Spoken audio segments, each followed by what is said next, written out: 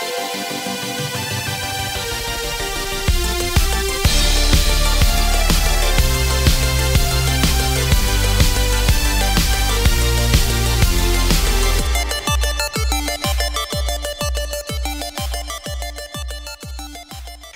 everyone, welcome back to the Sports Psych Show. Thanks so much for joining me.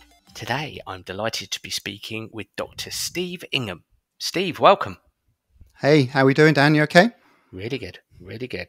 Absolutely thrilled to have you on. This has been in the pipeline for some time now. Oh, likewise. Well, thanks so much for inviting me on, Dan. And you've graced Supporting Champions with the podcast recording. We haven't quite lined up when they're going to go out and various bits and bobs like that, but thanks for the collaboration. Well, as we're speaking now, it might be that mine's already been released and critiqued, and I've taken probably a few pelters on social media because of some of the things I've said. Although I don't think I was that controversial, was I? It was rich with insights. You're very kind. That's my derogatory version of the interview. I appreciate it. It was good fun, really, really good fun, and it was great to collaborate, as you say. Steve, the vast majority of listeners of the Sports Psych Show will know who you are. But for those who don't, tell us a little bit about yourself. Tell us a little bit about your background, the work you've done, and the work you're doing now. Thank you for that. I think I will probably start as a bio around the mid-90s, that emerging from sports science education at a time that was sort of bad and good in the same instance, that it was a terrible time to be looking for a career as a sports scientist because there were very, very few jobs. By my count, there were 6 sports scientists working full-time in the country. Yet it was the perfect time because it was so bad. Britain had just finished 36th on the medal table. Atlanta, yeah, 96. Yeah. Redgrave and Pinsent, single gold medal. And probably a bunch of other silver medals that should have been golds. But fortuitously for the system, they didn't convert to the top tier of the podium. And what happened at the time, and probably in the lead up, the consultations, I believe, were happening beforehand, that this is so bad that we've got to do something about it. And credit to John Major and his foresight and his love for sport, that he then restructured a number of different things that allowed athletes to train full-time, coaches to work full-time, and sports scientists to start to carve out a career. So I was one of 10 full-time sports scientists in the country in 1997. And so I was working at a regional level, working with various different teams, cutting my teeth, making loads of mistakes as a sports performance officer, so kind of covering physical conditioning, physiology, nutrition. And then I got a job at the British Olympic Medical Centre as an applied physiologist, working with the rowing team. And that I got that job because I was working with the West Midlands rowing team. And it wasn't really exactly, a blueprint of a stepping stone towards that international program. But I went from this regional, quite contained, quite traditional Victorian approach to sport to this absolute juggernaut of working with Redgrave and Pinsent, and just hung on to their coattails. And so that journey for me was always about sort of immersing myself into performance environments, understanding how you work with people, and trying to figure out the value add that I could bring to a program. And then probably the next sort of step up was the introduction of the Institutes of Sport, where the Olympic Medical Centre sort of fell backwards and the Institute of Sports came on. And I took a further step into my career as the lead for physiology and coaching athletes to Olympic performances at various different points, sort of semi-reluctantly. But really probably the big pivot point for me and the big moment was not only the introduction of the concept and the idea of hosting the Olympics in 2012 and the Paralympics, which gave us huge injection to the focus, but also the systemic introduction of sports science support, and been part of the team that has led those operations through to 2012 and to 2016. So that's sort of a summary of that. Part of that is being a practitioner. Part of that is leading the science operations at various different times.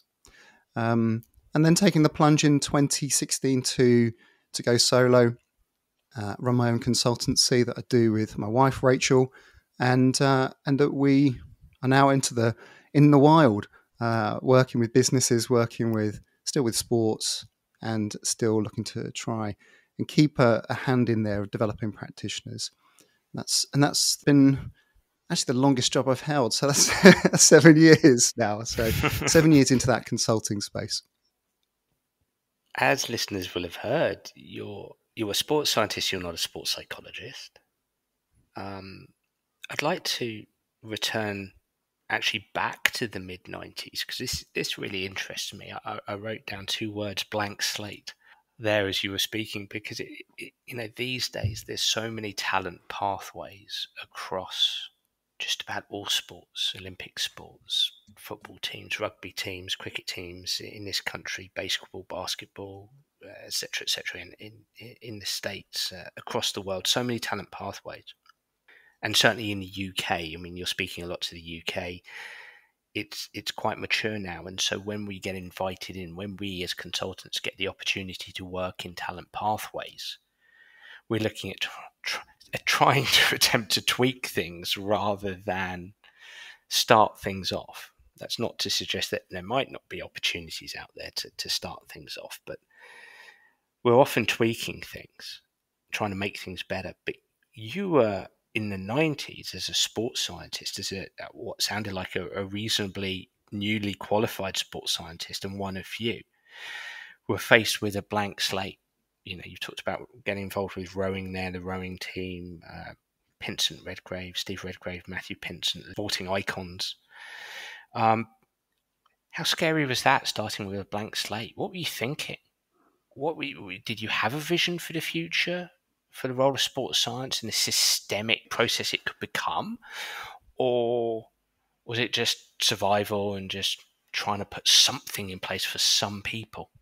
I think if you go into an environment like that where you have a specific agenda to drive a particular concept or idea, and maybe if you've come from a research background, you're championing a certain idea, trying to get that off the ground because you're the specialist, that's one approach. But I think my motivations was that I want to have a career in this area, and therefore my focus is not necessarily so much on championing my idea or my expertise, because I had a very clear understanding that I was sort of over the Dunning-Kruger spike. I had made mistakes, I had been arrogant, and now I had a much clearer self-awareness that I probably haven't got a lot of knowledge, expertise that is going to add value to a winning machine. Who am I going to turn up and say, "Oh, have you heard about my work in Worcester?" and that stick with a 4-time Olympic champion. That's just not going to work. And so my vision was about ways in which I can create impact, and that probably encouraged me to understand what I'm curious about. What am I spotting? What am I observing about both the behaviors and the practices and the environment that I'm now immersed in? I was overwhelmed by moving into that environment. It was not only psychologically sort of quite scary for me to step into that, mainly because I didn't have a reputation in that area. I didn't have a sense of saying, look at all the other medalists I've supported. But it was also intimidating because of the way they acted. I wrote about this in How to Sport Champion. Redgrave just stared me down. The guy's 6'4" and 105 kilos of mainly muscle, and just stared me down. And I say, "Hi, I'm Steve. I'm your new physiologist." And he just looks at me and says, "Are you going to make me go faster?" And I've talked to him since and understood the intimidation aspects of that, but it was unremitting. And so what that brings to the surface is that what I'm not going to do is reference my undergraduate dissertation about muscle damage. I'm not going to reference this nice little study that I've done on overtraining. I'm going to try and develop trust with this guy. And then at some point, we might find ways in which we can bring knowledge to the fore. And so I could see quite clearly nutrition wasn't very good. The biomechanics was non-existent. The strength and conditioning as a discipline, as an area, just wasn't even spoken about, let alone facilities, let alone, en masse conditioning staff groups coming in. And so rather than thinking that's what I'd like to put in place, this is where we need to go, it was a sense of how am I going to start to work with these people so that when they turn around and say, what do you think? I'm well positioned to work off a basis of trust. So it wasn't so much thinking about all the gaps that are there. It was more so about the understanding and the acceptance. And I'll give you an example I think is current today that's not related to psychology, but I'm sure there's some good psychology examples here, is that the area of biomechanics is underrepresented in most sports teams, mainly because there's a sort of I don't really get it, I don't understand it. And perhaps that's part of the issue about how we communicate our discipline, how we are starting off with people rather than thinking about our disciplines and our projects and our ideas. We need to be thinking about developing trust, exacting relationship focus, and then start to build solutions out. It's really interesting because you're speaking here, and I'd love to get your reflections on whether you feel that this is my own cognitive bias being a sports psychologist, and this is the Sports Psych Show, but I'm almost hearing somebody saying, I walked into this environment with a great deal of domain-specific expertise, to use that term, but quickly realised that this form of expertise might have got me here, might have got me in the room, but it's not necessarily going to make as much of a splash as I'd like it to.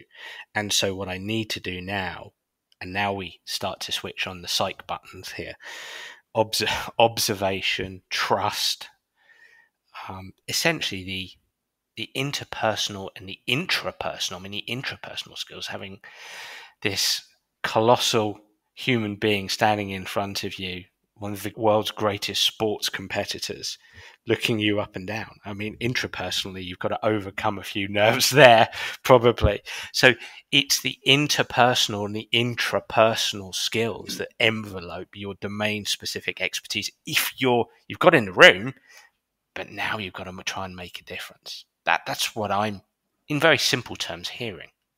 So, without getting too deep on this one, feel free to go deep. Feel free to go deep. Well, I suppose there's a behavioural in the moment management that I think is pertinent to every single person who's interacting with another person, and so that's sort of everyone except hermits.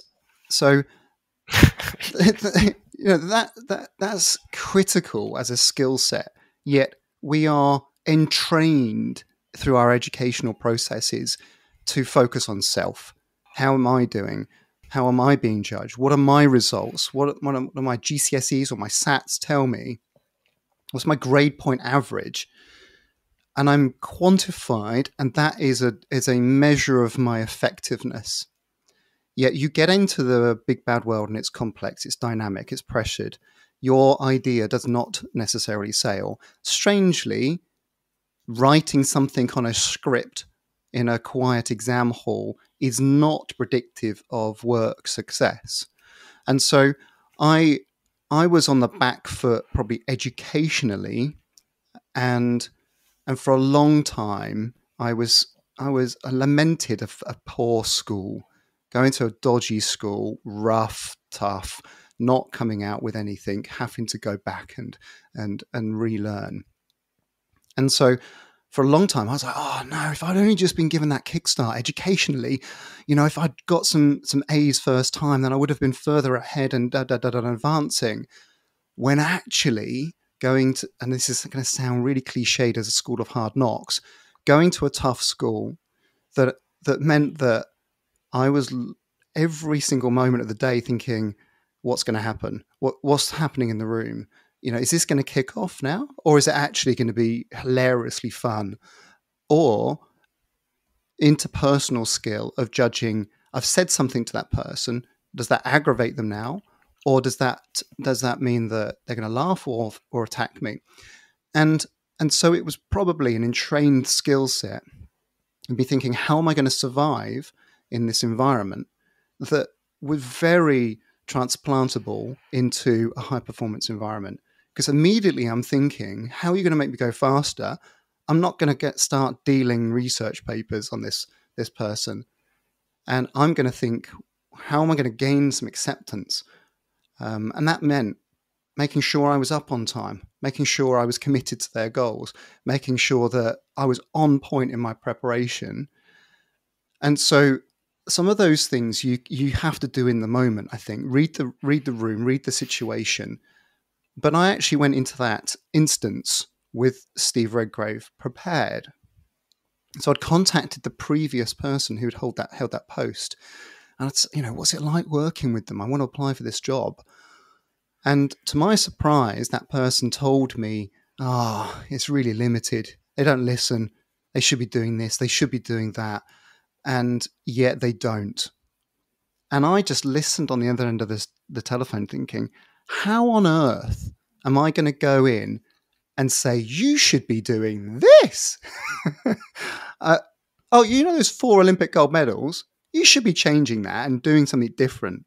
And simply wanting to understand about their world, listening to them, understanding why they win, that as a perspective of I'm interested in what you do and how you run your life, and then I'm going to work out if there's an area that I think that might actually make it easier for you or increase the probability of success. And that is immediately applicable to nearly every introduction, rapport building session. I'm interested in you as a person. And that should gain traction for most people. As a sports scientist in that situation, as Steve Redgrave's physiologist, you're speaking like a lot of your role in many respects, or at least the ability to enact your role competently is mediated by certain psychological characteristics. You've spoken eloquently to that already.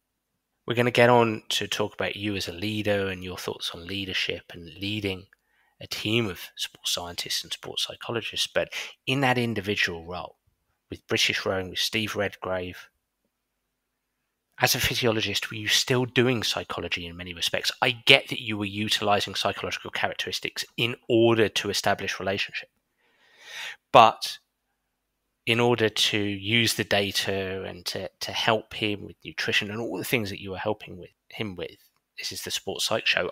I'm just intrigued as to know how much you would have seen yourself in the late 90s working with Steve Redgrave as somebody who was doing a lot of psychology in that role, or not so much. I don't think I was. I don't think I was consciously thinking in those frameworks. It was, and I can perhaps unpack this a little bit further on, where I had a real moment of thinking, I'm going to have to understand the psychology of work in much more depth in order to lead teams, in order to understand this, because previously, instinctually, I'm getting a sense of I'm managing the situations well. I'm doing okay because I have a sense of people. I'm able to read people. There's that sense of banter and acceptance into a team. I was committed, and so that got me a long way in. And then later on, you sort of see that level of team commitment as being an underpinning characteristic of developing trust. I'm like, oh yeah, well that makes sense now that I'm reading more about it. But sports psychology at the time, you could observe when some coaches did that well, when you look across and think that person hasn't got the acceptance, but they've got the skill set. And that person over there hasn't got the skill set or the deep technical knowledge, but they're influential. What's happening? And I think the continuum for me, I always call it sort of Einstein on one end and the Fonz on the other, that you've got the Einstein who can sort of come in and go, I'm going to defeat your opinion with my data. So look, I can improve performance, and I know I can, and it's just magnificently technical. And then you've got someone else who just judges the moment of, hey, look, that person needs a bit of advice or a bit of care, and now's the time to step up. And or this is the moment I can push this person. So that continuum, I have seen over the years people equally effective, but at either end of the spectrum, or actually being able to flex across it. And that's perhaps the most dynamic, adaptable practitioner. And this is probably has been my vision for a long time now, is rather than just going, oh, well, people are either one or the other. They've either got emotional intelligence or it's EQ or IQ. What actually we probably need to be developing is people who have got the technical knowledge that at some point they can bring out a special skill, but they've developed the intellectual, the emotional intelligence and the relationships and those team dynamics so that they can do that. So for me, for example, that with Redgrave was maybe a year and a half in, and he turns around at an altitude training camp and he says, "What do you think?" That's it. Before that, I've got a nickname in the team. I've got a little reputation for doing certain types of training. I bring energy to team meetings. I've got a sort of team reputation. But when he's struggling with his blood sugars as a diabetic and he doesn't know how to train at altitude and a tough pre-Olympic training camp, and he needs some physiological advice, I'm ready. But it's taken a year and a half to get to that point that he sees my presence, but also now he wants to unlock what I can bring. I am going to shamelessly steal your continuum, Fonz and Einstein. I love it. Have it. You can have Yoda on one end, but I think the Fonz is probably a better one because he comes into a room and just and everyone goes, "Oh, what do you think?" There's always an influencer, and then there's always a sort of a brain, and that's not a person necessarily. It can be a skill set or a perspective. I actually think that there's another axis that maps to that, where you have to flex your focus at different times. At certain times you have to be across the detail. You have to know what you're doing. And that is numbers, that is frameworks, and then you perhaps have to zoom out. So it's a small and a big perspective. That's the axis that I think that intersects this EQ, IQ, where it's big picture and little picture. Big picture being, at times you have to be the philosopher. You have to develop people's thinking and perspective and focus to get them to think more effectively. That could be distal goals and proximal goals, but ultimately it's small picture, big picture. So that's to sort of advance that little framework. I really like that, and I don't know if what I'm about to say is kind of speaking to your additional continuum, because I love the idea, and obviously you're illuminating this in very, very simple terms, which I really like. The Fonz and Einstein, and I'm thinking, as you said, the Fonz is the influencer, the character who can come in and say some things and influence because that person captures people's imagination, certainly their attention, but imagination. And then the Einstein, the data person, and as you've mentioned, we probably want, for those people listening in, whether they're coaches, whether they're sports scientists, sports psychs, in an ideal world, you want to build the craft, the capability to have a little bit of both. But your big picture, small picture almost makes me think, when I think about my work, sometimes I want to be the technician and sometimes I want to be the philosopher. Sometimes being the technician, it's going in and using the mini sort of granular detailed tools and techniques one has up their sleeves as a sports psychologist. Whereas at other times, maybe the bigger picture for me is you've kind of mentioned the philosopher, which is, these sort of philosophical concepts, like, just building on controllables and focusing on the present moment, which aren't really tools as such, but they're philosophical approaches to performance. No question, Steve. I just thought I'd sort of share that with you.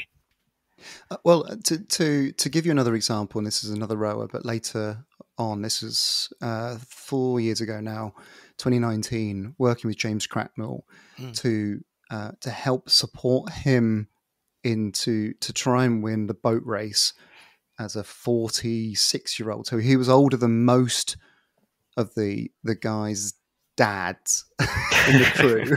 Yes. And he's studying a master's at Cambridge University. He's trying to get into the boat to compete in the boat race, and they eventually won it. And James is having to wrestle with the fact he's aging.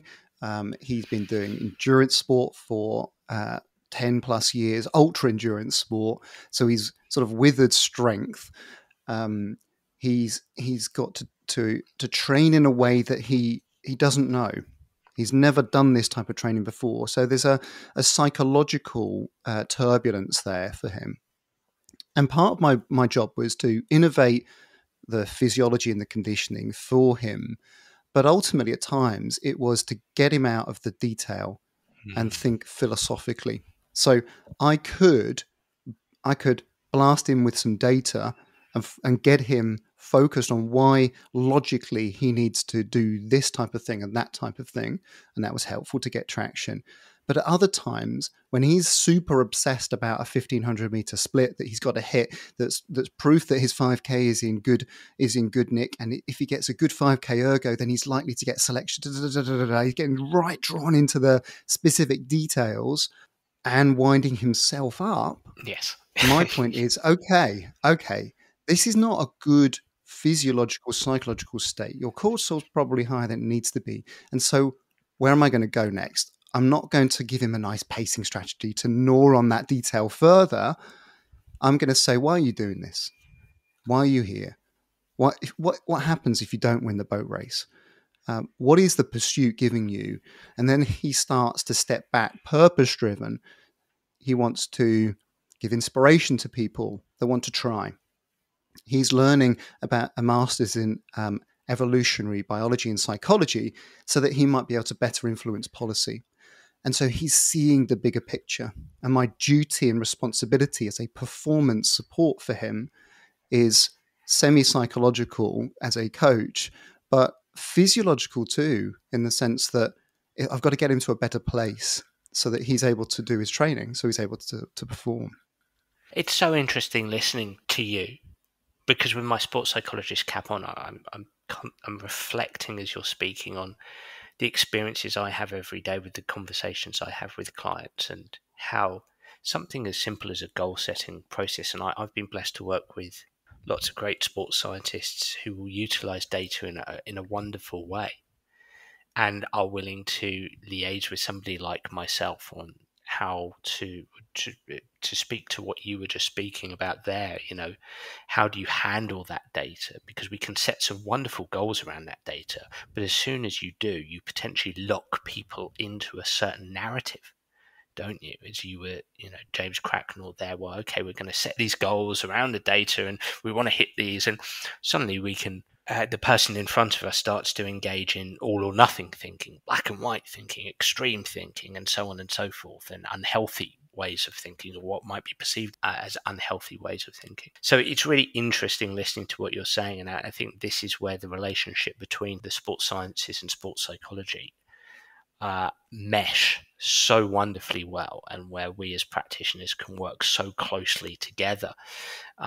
You learn from you guys learn from us, and we learn from you. And if we can amalgamate our skills and help help athletes have more adaptive, healthier narratives around their objectives, the data, and so on and so forth.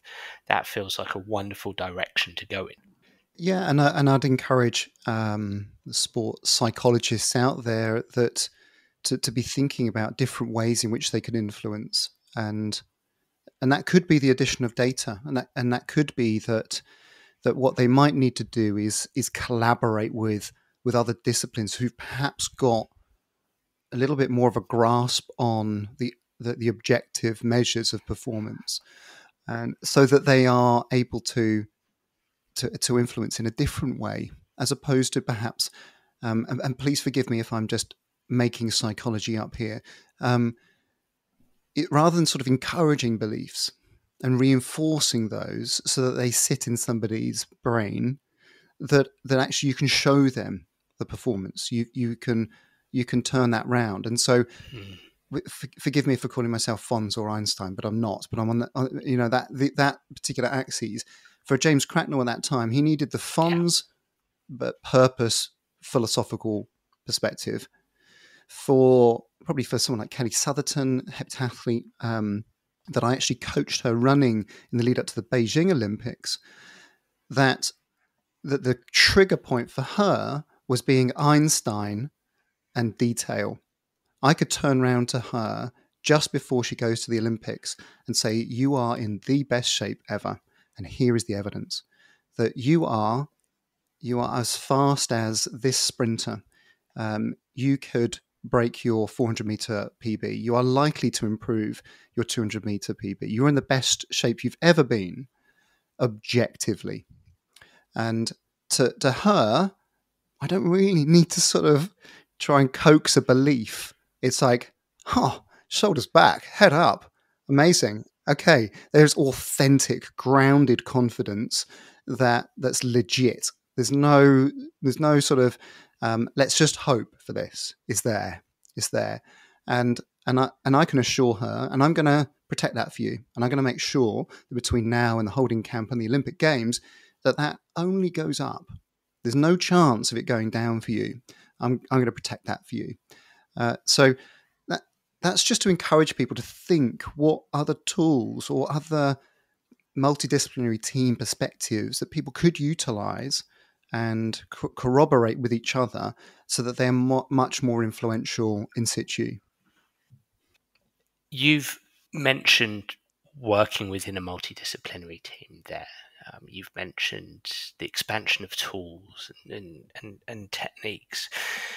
I'd like to move on now and talk about the emergence of you as a leader, becoming a leader.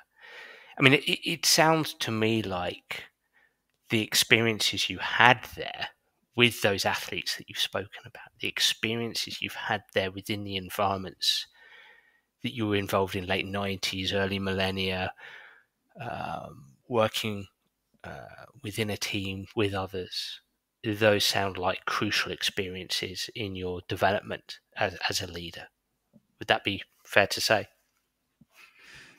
I think there's leading and there's leadership, Okay. and you can define them either way, but ultimately one is about the responsibility that you're commissioned to hold, that you should be looking after other people in terms of management, direction, projects, budgets, etc. That side of things, and then there is influencing a group, and I think that they can be the one and the same, but they can be very separable. And I think that sometimes you have somebody who's managing a team, but they're not necessarily leading the team, and so the conversation will spin, and suddenly it's with somebody else, and the group spins. And that is someone who is leading, or probably being very influential as a follower or disruptor or whatever you want to call it. And so I probably noticed that in perhaps a somewhat vulnerable way, I was willing to talk about some of the pressures, the difficulties, the incidences, the close scrapes, and the mistakes that I made, and that I could see other people go, yeah, me too. Yeah, I wasn't.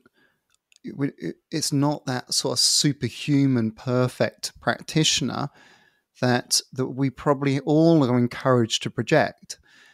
And I could see a greater influence of being able to help people along with their careers by sharing some of those candidly with others. And so I got a sense that if I was able to do that a little bit more, then I'm helping the industry. We're all going to be better as a consequence. The skepticism around the application of science and support and acceptance of a support team specialist squad of people that can contribute, that's going to be better for everybody. And rather than I'm better at my bit and so I'm all right, Jack, that really repelled from me. And then what came with that was the "Are you interested in doing this for a living?" option. So my first sort of foray, well, I led quite early, and I'll come back to that because I think managing people, and I mean by that more than just sort of one or two, managing people will make you a better practitioner. And so I actually had a sort of early line management responsibility in my work. As a junior practitioner, I was then assigned other junior practitioners to look after. And it suddenly made me realize, oh, the thing that works for me is not working for you. And so your effectiveness potentially needs another set of eyes about how we develop that. And so that broadened not only my tolerance of different ways to get to the top of the mountain, but also my understanding of people and understanding of systems and effectiveness in work. A very crass example would be that very early on, I prioritized grades. That was, the higher the better, or the more qualifications the better. And then as I started to manage people, I could see very quickly that they do not correlate to work success at all. And I've got fairly strong data on that. That's one aspect, but then kind of giving a more global responsibility. My first experience of that was in the lead up to the Athens Olympics. So I was the sports science manager to the Athens Olympics, and that had project and people requirements. So that was acclimatization, that was hydration, that was managing the pollution, for example. And so that had some specificity to that. I actually then had this sort of sense of I've sat in too many boardrooms, and actually I've got a little bit more practitioner life in me. And so that's why I went to the institute system, where I had opportunities to lead but still practice. And like I say, I think the cross fertilization of having both is relevant. I think most people will look at me if I'm leading a team. Well, you've been there and done it, so I get it. I respect you for that. People who haven't got some of that domain experience, at least, right, that in itself, I think, can be limiting. And I still practice today. I still love working with athletes. I still love making a difference there. But I suppose you have these crossroads in life of where do you still want to continue in that practitioner role? Some of that is life-based, when I've thought, I've spent a third of the year away from my family, and I'm not sure I want to do that, but I've got maybe an option to lead other people to be successful. And that's not a straightforward equation, I think, for me. It was recognizing that your reach and significance and influence is probably going to be greater if I'm developing other people to develop other people, then that enhances. So that's one thing. But I might not be as close to the action. And you get that sort of FOMO aspect of when everyone's going to the games, you're at home writing a strategy document. Great. That. So I think it was something I just became really fascinated by, just as much as performance determinants. What's going to make you go faster, help you jump longer, row faster, etc. I'm fascinated in those determinants. And now I'm thinking, actually, you know what?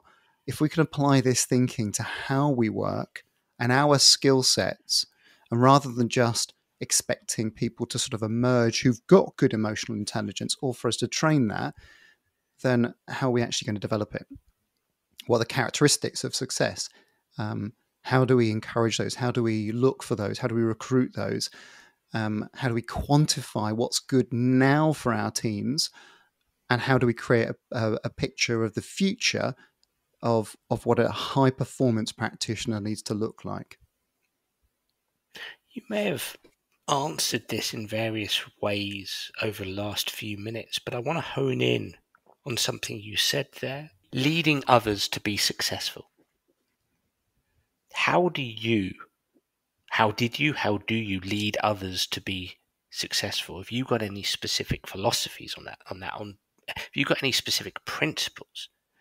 Or is it just simply context specific? So if I can go back a step or two.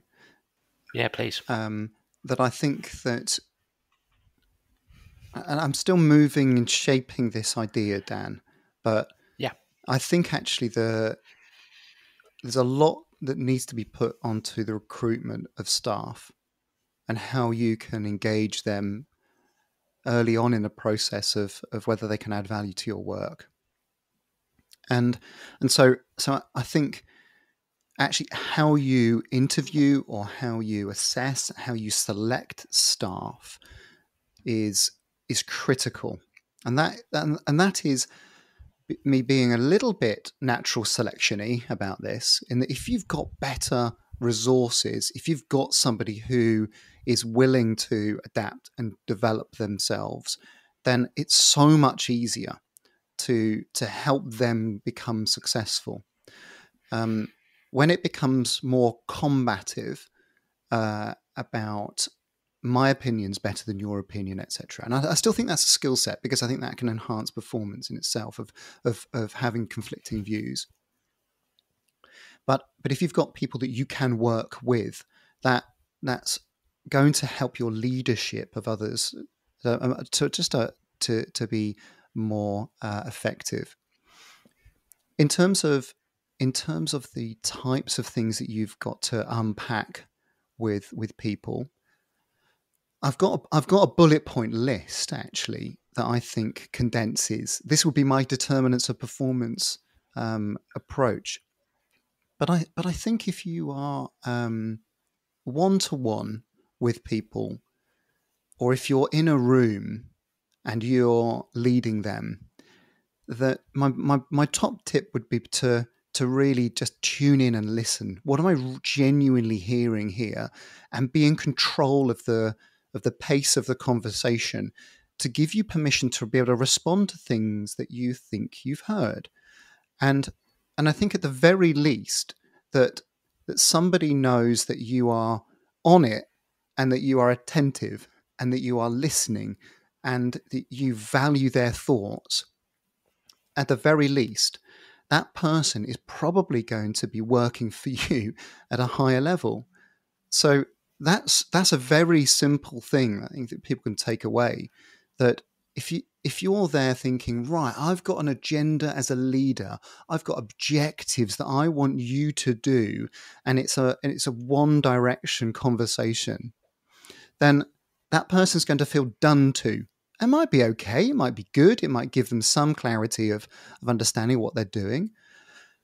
But if you're attentive and you're listening and you're hearing their concerns, and you're opening up the conversation, that they are able to ask you for help and support in whatever that they need to do, but also willing to share that with others and contribute to the team dynamics, you're going to get people whose discretionary effort just goes up. And that then means that they're probably going to be more successful.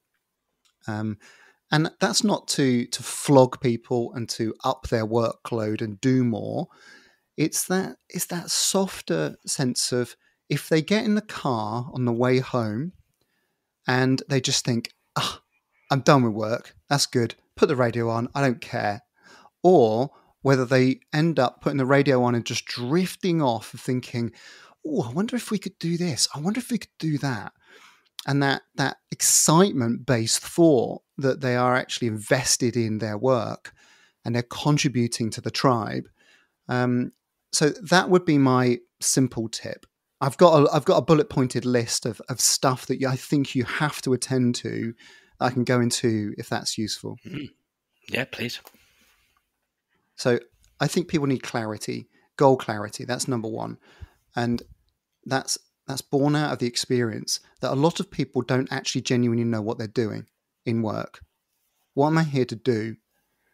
They get given a job description, they get given a job title, and they don't know what success looks like. So that's number one.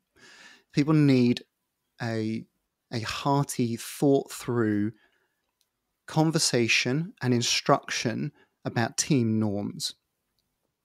And so that is the way it works around here. That's why people go home tired at the end of their first day. That all they've done is meet a bunch of people and log onto their emails, and they are knackered. And that's because they are searching societally for how does it work? What's the principles that I need to tune into? So then it's about high trust. Can I trust this person to do that job? And so that enables you as a leader to let them get on with it and empower them. But that has to be cultivated as a leader. So that means being clear. What is it that I want you to do? What does success look like? And investing in relationship development for people. So that's not just the agenda. Here's the meeting. Here's the agenda. Let's work it through. Actually devoting time to understanding each other. Collective accountability. So that is, okay, so you're responsible for this bit, but also what are we responsible as a team for? And that's getting the stratification of me. I'm interested in me performing. What are we going to be judged on? And thinking about what the bigger purpose is for the organization. That then begs an understanding of candid feedback. You need to be able to give each other direct feedback. And I think that just simply needs to be agreed. That's how I would approach it. That allows you to unpack things like team engagement, psychological safety, commitment to the team, and then probably on the top of that, performance under pressure. Because my observation of teams and people who've lost their jobs or people who have thrived and excelled is really day to day, the judgments of your performance are a bit vanilla until the pressure comes on. And so you really are found out as a practitioner, or there's a selection of, do we want that person in this environment? Yes or no, because we like or we don't dislike how they perform and when the pressure comes on. And then I think there's a little bit around organizational resilience. Part of that is setting the conditions for the whole system to be healthier longer term. Part of that is a talent pipeline. I think there are some essential leadership skills that everybody should be having, not just the leaders as a whole, and seeing the bigger picture. My example there is simply about every discipline on a support team thinks they're the most important. That's a good example of everyone's a nutritionist. Oh, everyone's a psychologist. Oh, everyone's invested in how we train. Those sorts of bigger perspectives that come with leadership. And then lastly, about what I would term performance well-being, which is not the sort of cliched view of, okay, well, here's a voucher for a back massage or HelloFresh. It's sort of a fob off of well-being. It's how are we signaling, role modeling, facilitating you to be at your best, encouraging people not to be full on, full time, first in the car park, last out, effectiveness as opposed to quantity of work, and encouraging people to sleep, to travel to work in a healthy way, take regular breaks, structures of meetings, all of those things that really underpin you bringing good energy to your work. So that's my 13-point list. There you go, Dan. Bosh, have that. I'm going to reflect back some of the things I've heard. I'll take it from the top from the previous question, and that's that recruitment to you is important, and recognizing that maybe some of that is slightly out of one's control, but ultimately having somebody come into the organization who simple terms, is motivated and is ready to be the best that they can possibly be is important. However, what I also hear you say is it's your responsibility as a leader to try to engage that person in the best way possible. It's understanding that contestation happens nevertheless, and contestation can be healthy. And your one major tip within all of that is to tune in and listen. You can control the pace of things, but tune in and listen so that you can then co-create solutions in any given scenario. You gave me a 13-point bullet list. The ones that I wrote down: clarity, team norms, trust, collected accountability, candid feedback, organizational resilience, performance, well-being.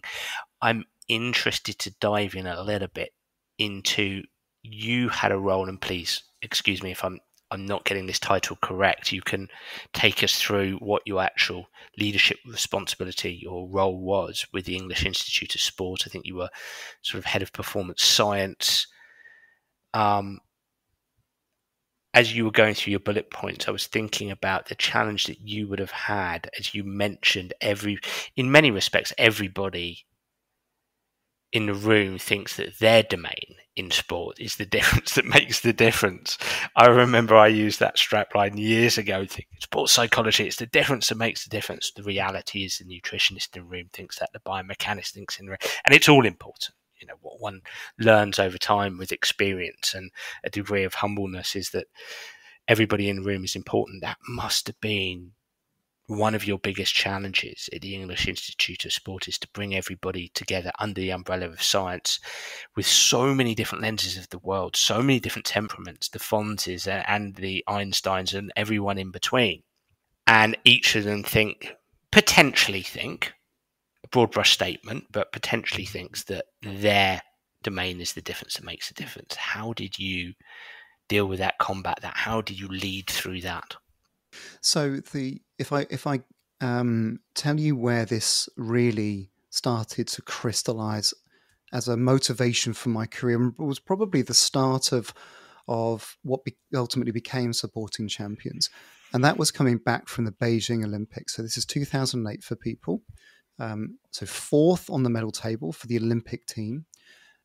I was coaching, and my role then was leading the physiology team for the East Midlands region, so fairly small team of 10 or so.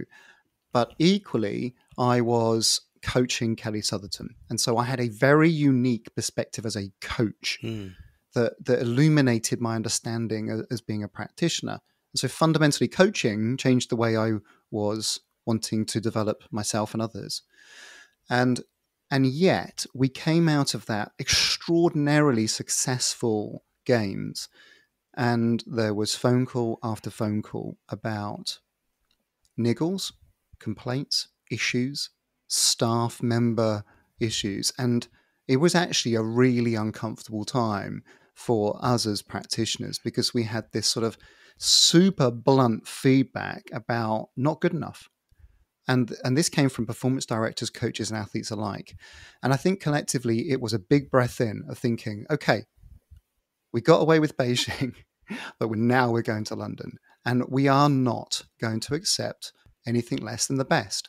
And so what happened was we started to think differently about, as support practitioners, your job is to allow others to be successful. That's what you're there to be doing, not for your discipline or your work necessarily to be the prevailing impact for an athlete, because yours might not be as important as somebody else.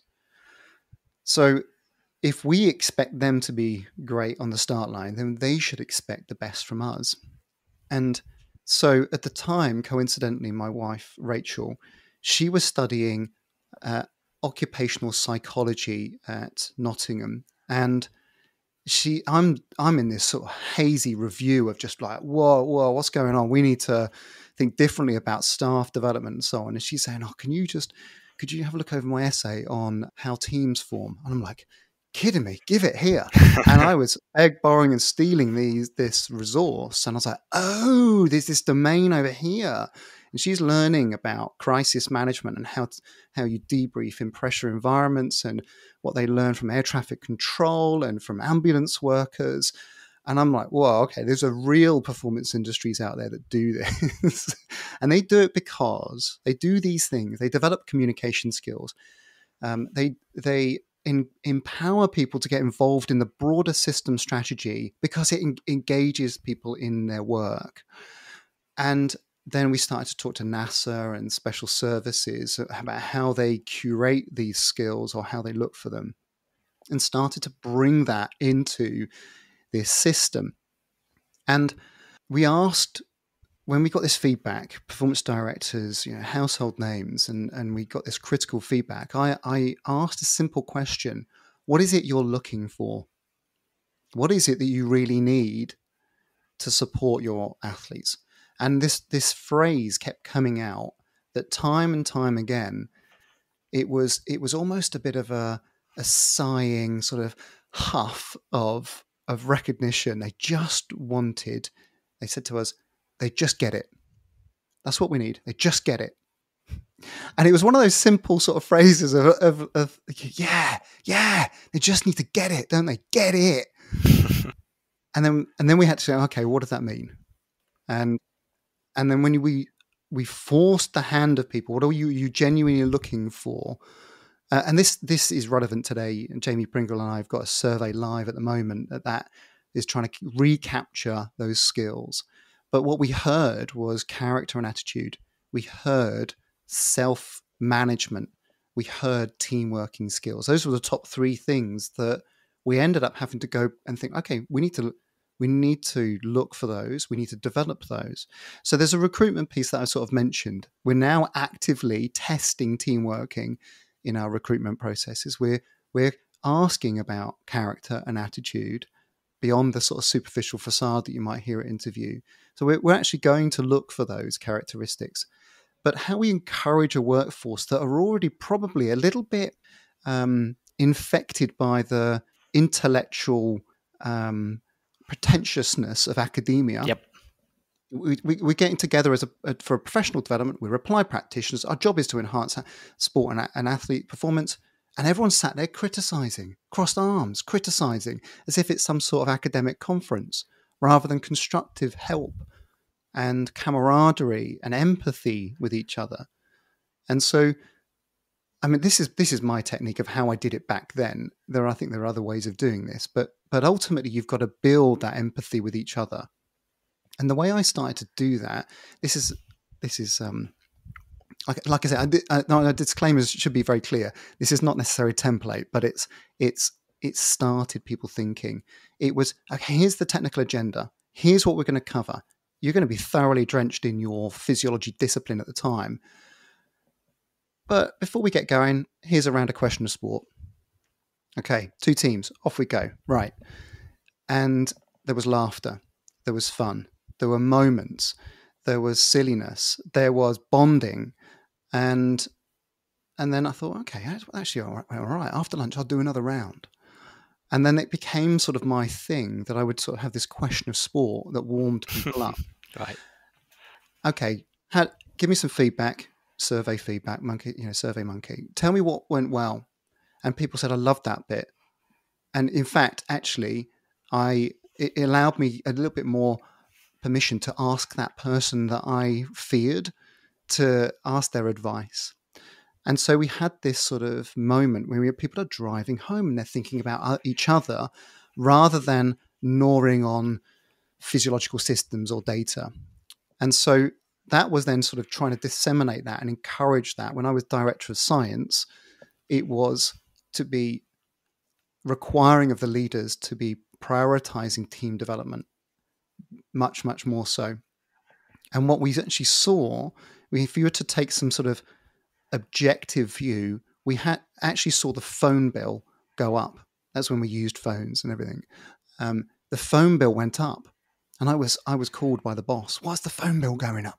I said, I think people are talking to each other. And you had a sense of, I love the way you explained that today. Could you help me with this? Or I loved what you were doing, but I think there might be something you could improve even further, and here's some advice. And that was one index, that was one marker of collaborative success. And the other one was at the EIS, as it was then, UK Sports Institute now, is the number of projects where collaborators were recognised. That just went through the roof. So previously it was like, oh, it's my work, Steve Ingham, here we go. As opposed to, hey, look, I couldn't have done this on my own.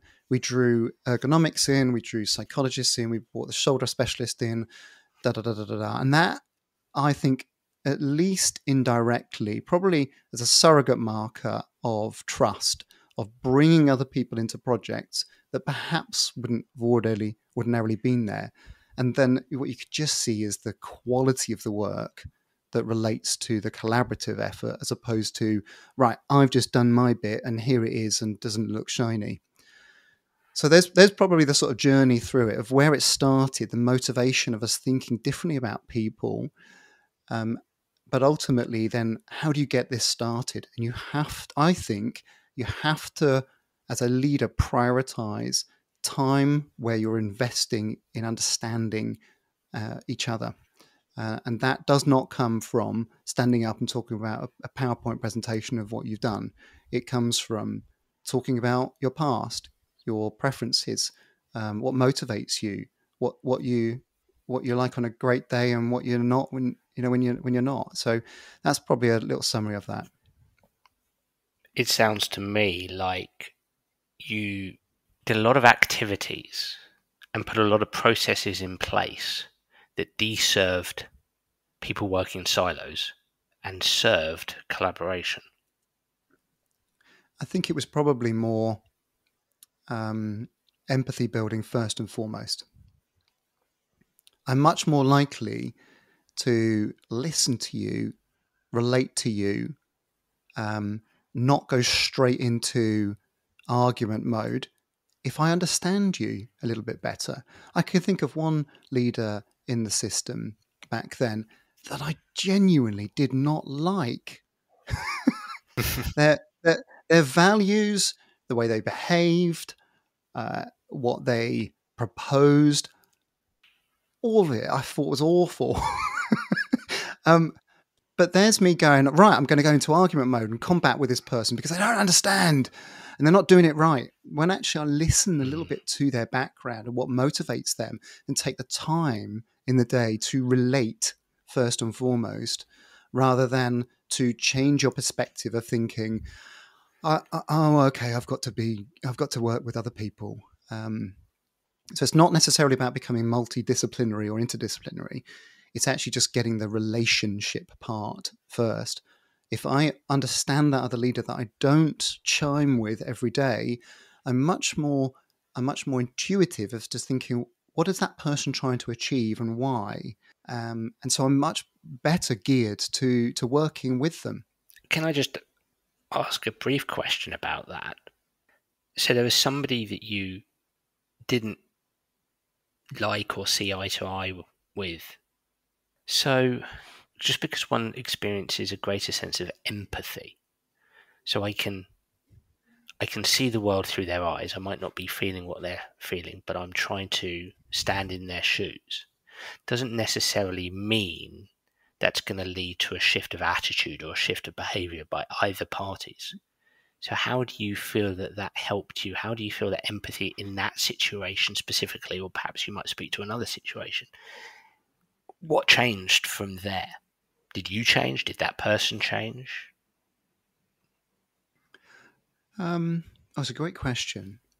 And my response would be probably generally for teams. Again, there are signals and clues as to whether somebody is prepared for being open-minded about working with other people, and that will turn up in interview questions. When you ask people, how do you improve performance, and they launch straight into a technical thing versus actually, okay, look, I was working with this coach, or I tried to work with this person and it didn't go that well. You've got a sense of adaptability aspect to that. I think the the sense and consciousness to be able to zoom out and to be able to think this isn't necessarily going that well, and to lean forward into the conversation to say, to be prepared. How could we improve our working relationship? As opposed to trying to sort of do Jedi mind tricks on each other, to all buy Robert Cialdini's influence book and start giving each other gifts. That actually just checking in and just saying, how's this going? We're paid to do this job. As what can we have a conversation about what you value from me, what I value from you, the points of difference, and should we be working on those? It's the same perspective that of the kind of penny dropping moment I had when I turned around to one athlete. I was doing some testing with her, and it was a lab test. Hayley Tullett, 1500 meter runner, and I said, well, "Give me some feedback. How effective am I at doing this job, this testing? I've been like 7 years into the job." And she went, "Okay, I've got a few things that annoy me." Your time calls. You said 30 seconds one time. The next time you said 45 seconds. Next time you said a minute. I just need some consistency from you. But it was just having that out of body moment of just being prepared to say, "Can you give me a bit of feedback as to how I'm getting on?" Yep. And being confident enough to do that. And I think that people can do that in relationships, because if they're not, they're just blindly going forward, hoping that it will change. When actually, if you can kind of burst the bubble and go, actually, it's a thing. Let's talk about it.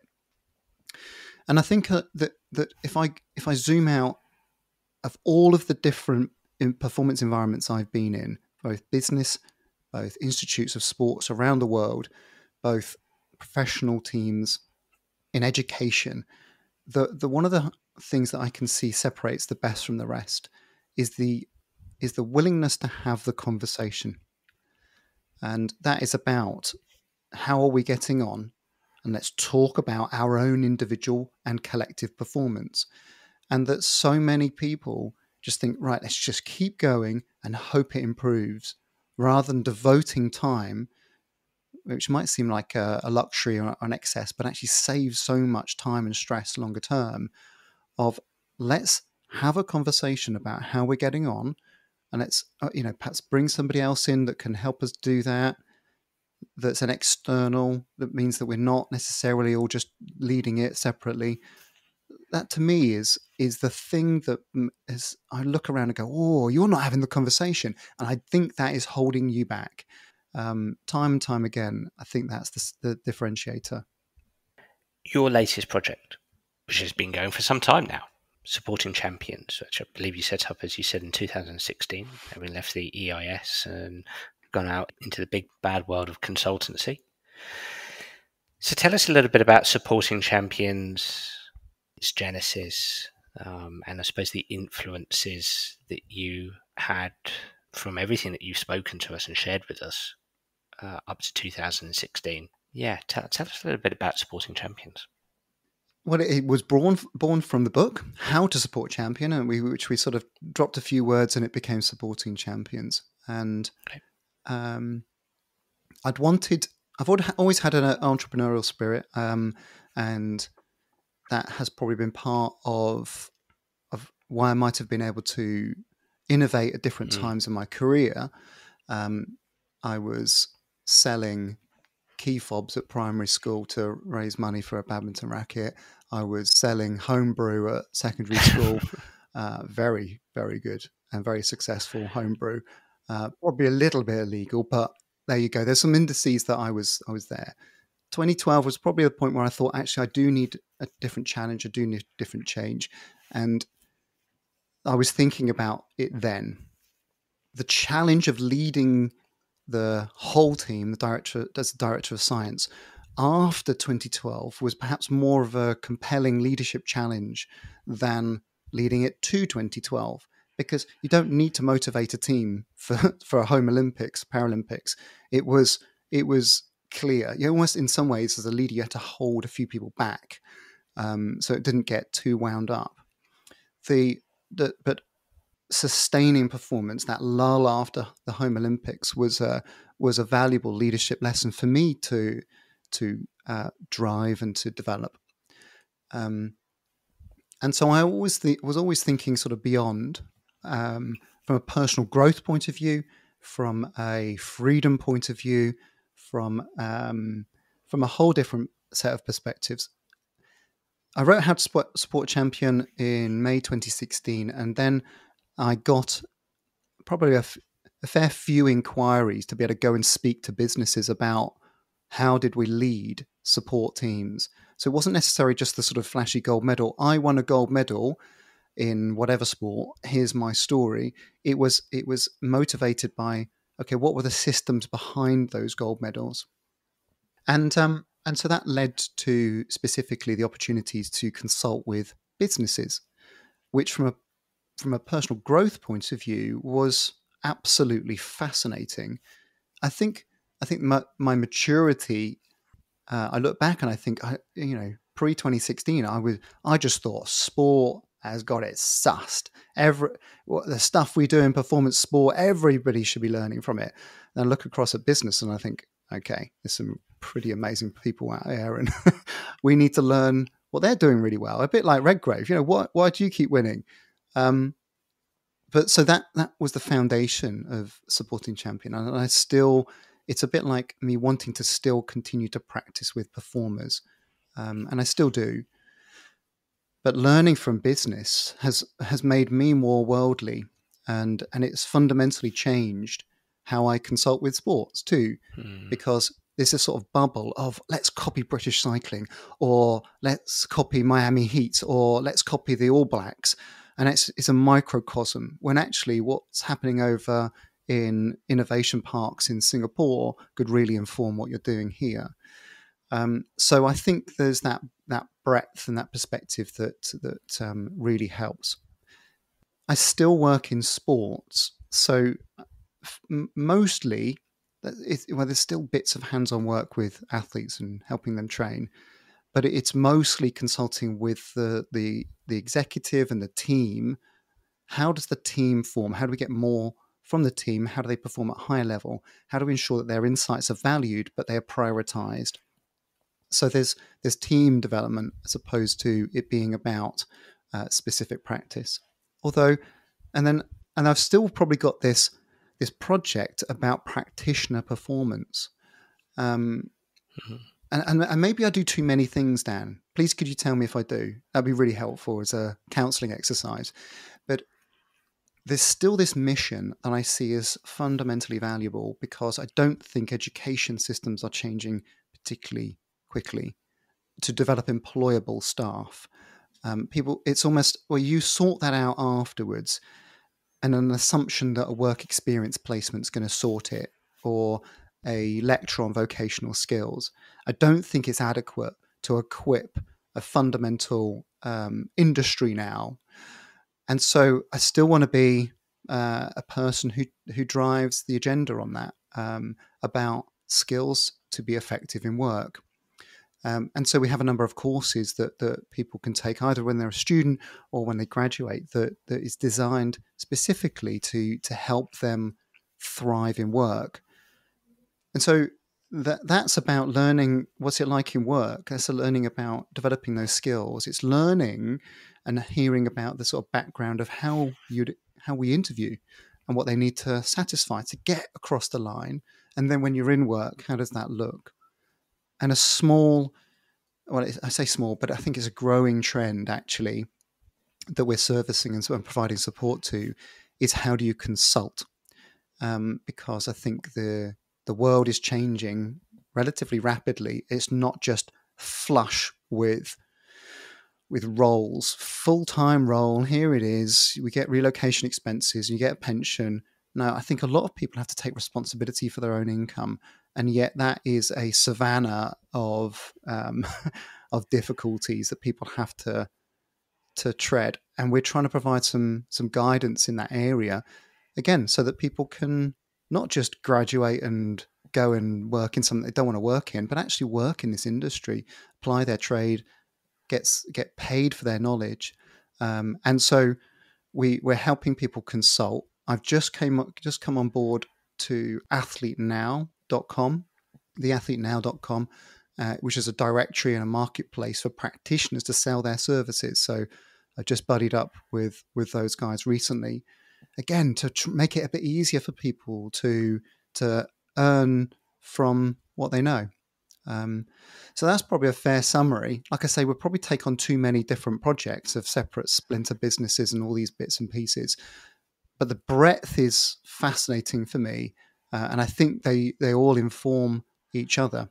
It's just a bit of a head spin at times, that's all. It's good to be busy, Steve. It's good to be busy. Well, what a fascinating conversation, and I can't thank you enough. And you've mentioned a few of the projects, few of many, as you've said there, that you're involved in, and I know that following you on the social media platforms such as X, formerly Twitter, and you advertise a few of those products, and they look absolutely fantastic. And I know you collaborate with so many people across our field. And I know that there are very many people listening in who would be very interested in engaging with you in some of those. So how can people find you, follow you, and potentially get in contact with you? Well, I should, in a healthy cross referencing way, mention the Supporting Champions podcast. Yes, of course. Because I mean, we've collaborated, and I appreciate that, Dan. But the breadth that I try and prioritize there is to help people get out perhaps of their mono thinking. That would be something to hopefully challenge the different perspectives, learn from performing arts, learning from the military, learning from all different aspects of performance, not just more about one particular perspective in sport. So that echoes what I've just said, really. Supportingchampions.co.uk is where our courses are. We're currently asking and looking for people to tell us what they know about the skills that are relevant today. Academics, if you're listening, professionals, if you're listening, but students also too. Tell us what it takes, and tell us what your experience has been like. And that is at supportingchampions.co.uk/skills. We've got a survey. We'd love people to fill in, and hopefully, again, we can talk through what is different now. What are the pressures? What are the differences between academia and professionals and student perspectives that show that we perhaps need to be working on this together rather than finger pointing? So those are the key ones at the moment. Like I mentioned, my new project is theathletenow.com, and it's a growing platform for practitioners to provide services to athletes, but also for athletes to get support in the different aspects of the challenges that they're faced with. So I'm really hopeful for that platform that might be able to support people going forward. Brilliant. Steve, I can't thank you enough for your time. Absolutely fascinating journey. And I'm looking forward to continuing learning from you and listening into your podcast every episode that you release. So thank you so much for today. Top man. Thanks, Dan. Wow, everybody. I really enjoyed that podcast, and I'd love to hear what you, the listener, think. So please do get in touch via Twitter or Facebook or through my website, danabrahams.com, to tell me what you think of the Sports Psych Show. And if you do have any suggestions, I'd be delighted to hear them. I'm already looking forward to next week's episode. Bye for now.